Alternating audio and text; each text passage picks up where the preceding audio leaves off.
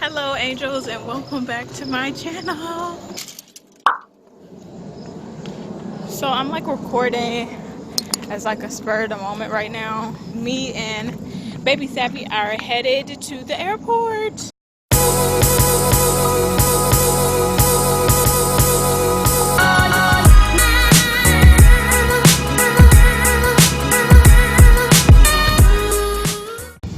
Alright, so we are en route to the airport right now.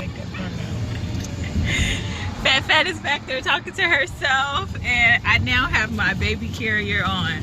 Do not go to the airport without your baby carrier.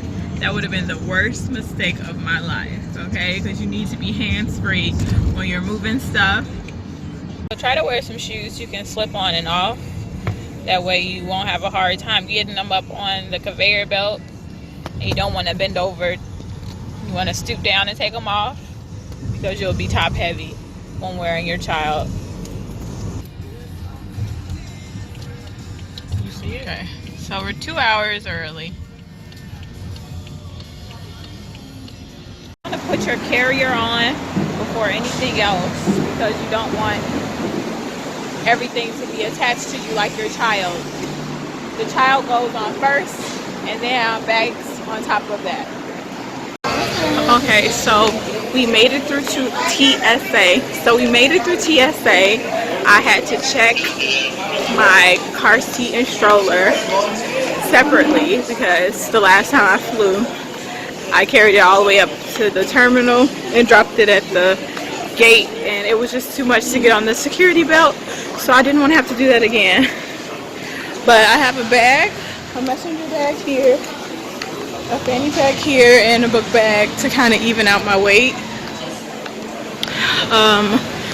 We are an hour ahead of schedule, an hour and some change ahead of schedule. So I'm going to use that time to do a diaper change because I learned my lesson last time. Changing diapers on the plane is not what you want to do. So, and she is just chilling as always, hanging out. Alright, so here we go. I turn her around so she can see everybody.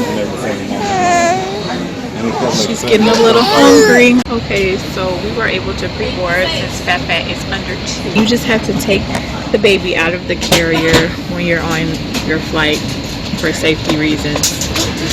And they don't get buckled in. Takeoff and landing, they can't be in the carrier. So, here we go.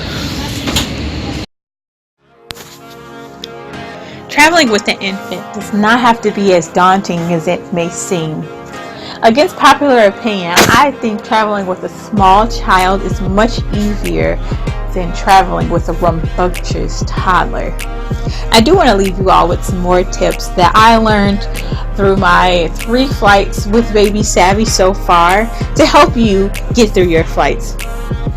So like I said before, checking your stroller and car seat is essential to make your trip alone smoothly. If you have someone who is there to lift your car seat and stroller onto TSA's checkpoint belts, then by all means push your baby through the airport.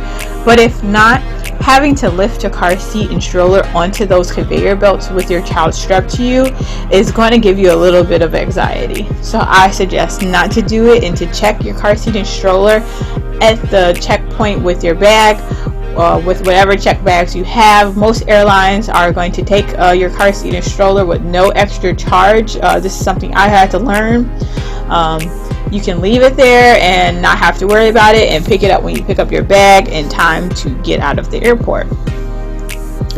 Another tip is to leave your baby in the carrier until you get to your seat on the flight. Next thing to be noted, disinfect, disinfect, disinfect. We don't know how good these planes are being cleaned in between flights. So as a mom, I think it's our responsibility to make sure that no germs are encountering our child on these flights. I know the last trip with BabySavvy, she was very up and moving around and trying to get at that tray table in front of us.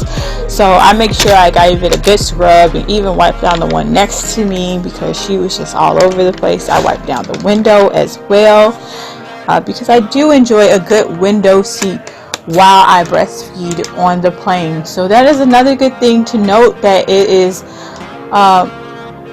definitely recommended by myself to get a window seat. That way you have a little nook where you can turn into and feed your child, and you don't have to worry about being too close to everyone around you as you feed.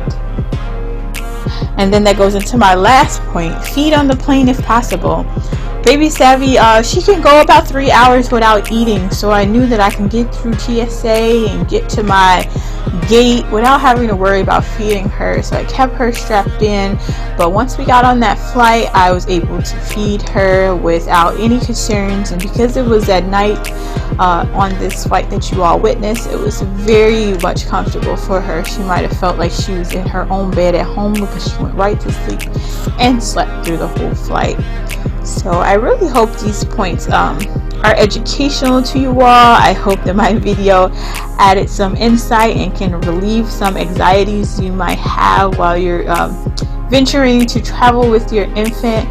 As always, leave a comment below if you have any more tips that I might have overlooked, any suggestions for future videos. Like this video if you like this video, and subscribe to this video for more content from me and BabySavvy. And as always, from MommaSavvy, I hope you all continue to live your blessed life.